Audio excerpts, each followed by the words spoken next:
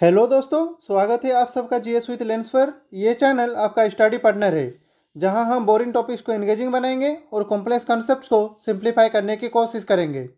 अभी हम लोग एम लक्ष्मीकांत सर की इंडियन पॉलिटी की किताब से सेंटर स्टेट रिलेशन वाला चैप्टर पढ़ रहे हैं और आज हम बात करेंगे फाइनेंस कमीशन के बारे में।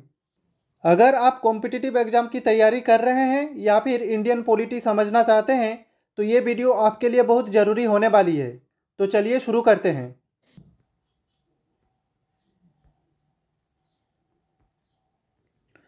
सबसे पहले बात करते हैं nature and establishment of finance commission. तो it is a quasi judicial body. It is constituted by the president every 5 years और earlier if needed, and it makes recommendations to the president. यानी कि फाइनेंस कमीशन एक quasi judicial body है जिसका काम होता है टैक्स रेवेन्यू का डिस्ट्रीब्यूशन और स्टेट्स को फाइनेंशियल सपोर्ट प्रोवाइड करना। क्वासी जुडिशियल बॉडी का मतलब होता है आधा न्यायिक संस्था जो कोर्ट की तरह डिसीजन लेती है, लेकिन इनके पास पूरा जुडिशियल पावर नहीं होता। ये लॉज को इंटरप्रेट करती है और डिस्प्यूट सॉल्व करती है, पर एक प्रॉपर कोर्ट नहीं होती। इसका जिक्र आर्टिकल 280 में किया गया है और ये हर 5 साल में एक बार प्रेसिडेंट के द्वारा अपॉइंट किया जाता है। इसका मेन काम है सेंटर और स्टेट्स के बीच टैक्स और फंड्स का सही वितरण करना ताकि फाइनेंशियल बैलेंस बना रहे। ये फाइनेंशियल फेडरलिज्म को स्ट्रॉन्ग बनाने का एक इम्पोर्टेंट टूल है। ये कमीशन प्रेसिडेंट को कुछ इम्पोर्टेंट सुझाव देती है जो देश की अर्थव्यवस्था से जुड़े होते हैं। ये अपनी रिपोर्ट प्रेसिडेंट को सौंप देती है और प्रेसिडेंट इन सुझाव को गवर्नमेंट के माध्यम से लागू करने का निर्णय ले सकती है।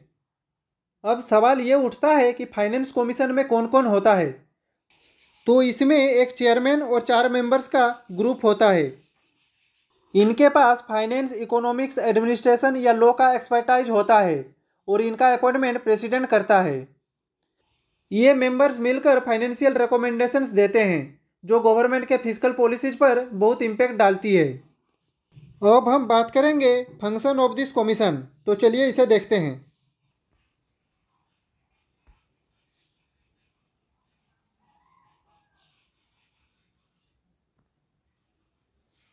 तो इसका सबसे पहला और सबसे इम्पोर्टेंट काम है टैक्स रेवेन्यू का बंटवारा, यानी कि distribution of net profit of taxes between centre and states and allocation of shares between states. तो इसका मतलब है जो भी टैक्स गवर्नमेंट कलेक्ट करती है उसका कितना हिस्सा सेंटर रखेगा और कितना स्टेट्स को मिलेगा, ये डिसाइड करना फाइनेंस कमीशन का काम होता है। फाइनेंस कमीशन राज्यों के बीच रेवेन्यू का वितरण तय करती है। ये कमीशन तय करता है कि सेंट्रल टैक्सेज का कितना हिस्सा अलग अलग राज्यों को दिया जाएगा। इसका उद्देश्य देश की वित्तीय संतुलन को बनाए रखना और कमजोर राज्यों की आर्थिक स्थिति सुधारना होता है।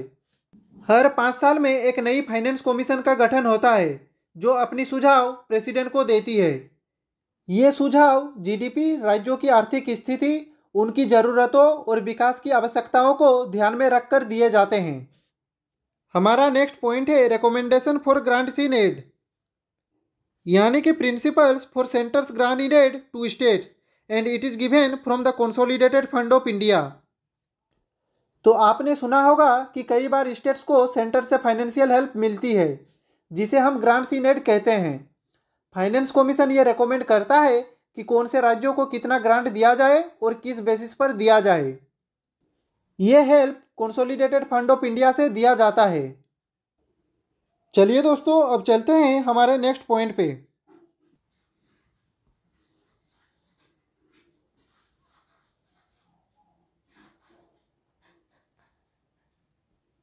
इस कमीशन का नेक्स्ट फंक्शन है to recommend for the financial support to the local bodies. This commission measures to augment consolidated fund of a state, यानी कि फाइनेंस कमीशन राज्यों के कंसोलिडेटेड फंड को बढ़ाने के लिए कई इंपॉर्टेंट सुझाव देती है जो राज्यों की आर्थिक स्थिति सुधारने में मदद करती है। ये उपाय यूजुअली राज्यों की अपनी आय बढ़ाने, केंद्रीय सहायता को सुधारने और व्यय पर नियंत्रण रखने पर ध्यान देते हैं। It also give suggestion for funding to panchayat and municipalities, यानी कि फाइनेंस कमीशन सिर्फ सेंटर और स्टेट्स के बीच ही नहीं बल्कि पंचायत और म्यूनिसिपैलिटीज के लिए भी फंड एलोकेशन का सजेशन देता है। इसका मेन फोकस होता है कि grass root level governance strong हो और डेवलपमेंट स्मूथली हो सके। अब बात करते हैं इस कमीशन की अदर फाइनेंशियल रिकमेंडेशंस के बारे में। तो this commission can recommend any other matter refer to it by the president in the interest of sound finance. यानी कि फाइनेंस कमीशन सिर्फ टैक्स और ग्रांट्स तक ही सीमित नहीं है, ये प्रेसिडेंट के कहने पर कोई भी फाइनेंशियल मैटर्स पर रिकमेंडेशन दे सकता है जो देश के इकोनॉमिक स्टेबिलिटी के लिए ज़रूरी हो। तो चलिए दोस्तों, अब चलते हैं हमारे नेक्स्ट पॉइंट पे।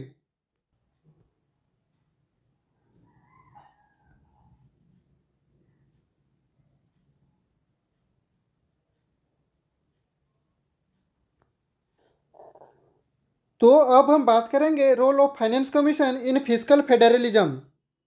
तो it means balancing role in financial relation between centre and states.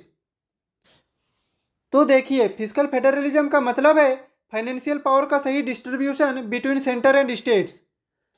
अगर फाइनेंशियल डिस्ट्रीब्यूशन प्रॉपर नहीं होगा तो स्टेट्स की इकोनॉमिक कंडीशन खराब हो सकती है और डेवलपमेंट रुक सकती है।